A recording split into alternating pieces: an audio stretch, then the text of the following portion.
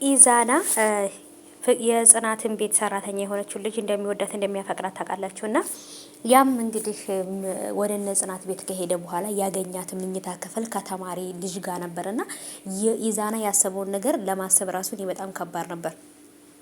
የቤት ሰራተኛይቱም ሂዊ ወይንም ደግሞ ምህሩ የነ ምህሩ ቤት የምትሰራው ልጅ እንግዲህ ከምሩ ጋር የተስማማች ይመስለኛል። እናንተም በዚህ ነገር በተለይ ምህሩ መናገር ስለቻለች እጅግ በጣም ደስ ብሏችኋል ሁላችሁንም ማለት ነው።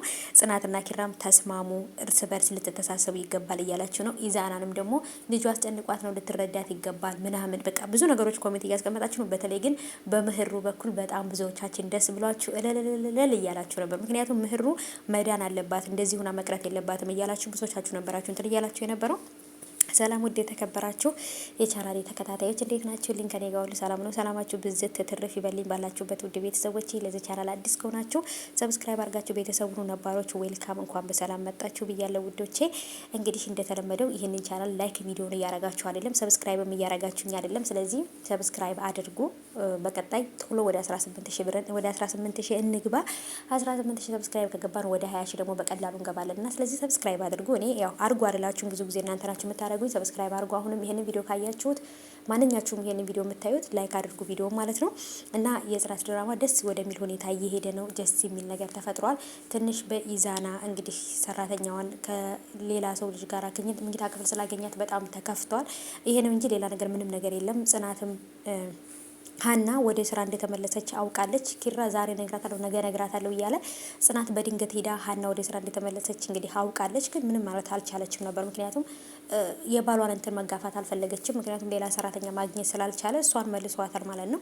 በእርግጥም ደግሞ ከስራዋም ከእንጀራ ገበታዋም ሊያፈናቅላት አልፈለገም ማለት ነው። ሚስቱን እንደምንም አሳምኖ ወደ ስራው እንድትመለስ ማድረግ ነበር የፈለገው። ያረገውንም ያሰበው ነገር አድርጎታል ኪራ። ደስ ብሎኛል።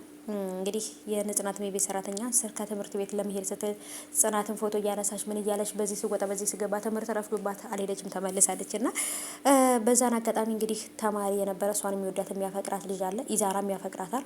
ተከትሎ ቤት ነበር የገባው። በጣም ዱርዬ ነው። በጣም የሰው ንቀት ያለበት ልጅ ነው። እና የእሷን ጓደኛ ትምህርት ቤት የነበረ አብራት ጓደኛው የነበረችው ልጅ በጣም መጥፎ ልጅ ታውቋታላችሁ። ና እሷን ለመደበቅ ብላ ምኝታ ክፍል አስገብታው ነበር ልጁን። በዛም አጋጣሚ እንግዲህ ኢዛና እሷን ፍለጋ ምኝታ ክፍል ሲገባ ነበር ከልጁ ጋር ያገኛትና በጣም ነበር የተበሳጨው። እኔ እንጃ ምን ሊፈጠር እንደሚችል እዛ ቤት በቃ ሩዋንዳ የሆነ ጠብ ነው የሚፈጠረው። በተለይ ጽናትና ኪራ ደግሞ ወንድ እንዳስገባች እዛ ቤት ካወቁ ሙሉ ለሙሉ ከስራው ነው የምትባረረው ብዬ አስባለሁ ማለት ነው። ይሄን ነገር ማድረጓ ትንሽ ከባድ ሪስክ ነው የሚያስከፍላት ወይም ብዙ መስዋዕት ሊያስከፍላት ይችላል ብዬ አስባለሁ። እና እንግዲህ ጽናትም ናሆማም ማነው ኪራ ብዙዎቻቸው ምህሩ መናገር እንደቻለችና እንደዚህ እንደሆነች ማንም ሰው አላወቀም። እውነት ግን ያ ቀን ነው የናፈቀኝ እኔ ቤተሰቦች በቃ በተለይ ናሆማ ምህሩ ማውራት እንደቻለች ምናምን ስልኳን እንደውም ቻርጀር ለማድረግ ሄዳለች። ለምን ልደውልለት ማለት ነው። ግን ያው ከቅዱሴ ጋራ ወደ ቤት እየሄዱ ነበረ። በዛን አጋጣሚ እንግዲህ ሳትደውልለት ይመጣል። የተፈጠረው ነገር ያያል ብዬ አስባለሁ።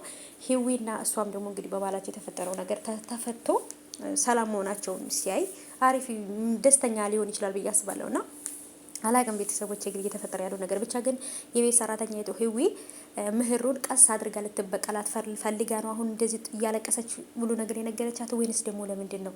ትንሽ ፈርቻለሁ። ግን ደግሞ ስለተፈጠረው ነገርና ስለሆነውም ነገር እንግዲህ በጣም ደስ ብሎኛል። እና ውዶቼ መጨረሻቸው ያሳምርላቸው። ጽናትም ደግሞ ይሄንን የምትቃጠዩ የምትንገበገቢው ነገር ቅናትሽን ቀንሽ ብላችኋል። እና ከዚህ በፊትም ኪራ በጣም ይወዳት እንከባከባት ነበር። አሁን ለምንድን ነው እያላችሁ ነው። እና ያው እንግዲህ ስራ ቢዚ ሆኖ ነው ብዬ ነው የማስበው። በእርግጥ ወንዶች ካገቡ በኋላ እንደዚህ ናቸው። ግን ደግሞ ጽናት ረጋ ሰከን ማለት አለባት ብዬ አስባለሁ። የኔ ቆንጆ እንዴት እንደምታምር እኮ